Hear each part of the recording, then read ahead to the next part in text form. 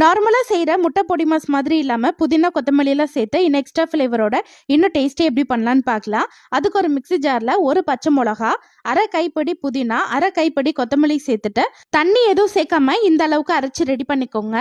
அடுத்து ஒரு பேனில் 3 டேபிள் ஸ்பூன் எண்ணெய், அரை டீஸ்பூன் சோம்பு, பொடியை கட் பண்ண 2 பெரிய வெங்காயம், கொஞ்சமாக கருவேப்பிலை சேர்த்துட்டு நல்லா வதக்கி விட்டுக்கலாம்.